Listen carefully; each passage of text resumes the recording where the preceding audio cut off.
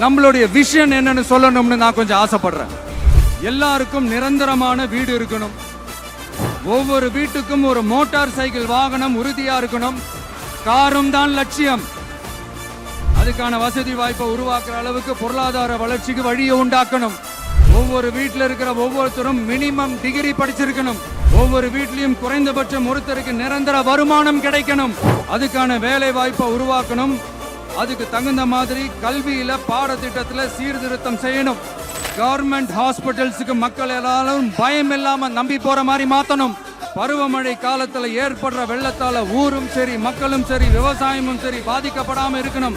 மீனவர்களோட, தொழிலாளர்களோட, நெசவாளர்களோட, அரசு ஊழியர்கள் மற்றும் ஆசிரியர்களோட கருத்து கேட்டு அவங்களுக்கான பாதுகாப்பு மற்றும் வளர்ச்சி திட்டங்களை உருவாக்கணும். உருவாக்குறது மட்டும் இல்ல, அதை செயல்படுத்தணும். முக்கியமா இண்டஸ்ட்ரியல் டெவலப்மெண்ட்ஸ்ல கான்சென்ட்ரேட் பண்ணணும். சட்டம் ஒழுங்க ரொம்ப ஸ்ட்ரிக்டா வச்சிருக்கணும். நம்மளுடைய அம்மா, அக்கா, தங்கச்சிகள், அவங்களுடைய பிள்ளைகள், குழந்தைகள் எல்லாருக்கும் பாதுகாப்பு, அதுவும் உண்மையான ஸ்ட்ராங்கான பவர்ஃபுல்லான பாதுகாப்பை உண்டாக்கணும். அண்ணா யூனிவர்சிட்டியில நடந்த அந்த பெண்ணுக்கு நடந்த அந்த பிரச்சனை மாதிரியோ, இல்ல கோவையில நடந்த அந்த கல்லூரி பெண்ணுக்கு நடந்த பிரச்சனை மாதிரியோ அதெல்லாம் நடக்க விடவே கூடாது. நம்ம வீட்டு பெண்கள் ஸ்ட்ராங்கா பயமே இல்லாம தைரியமா இருக்கணும்.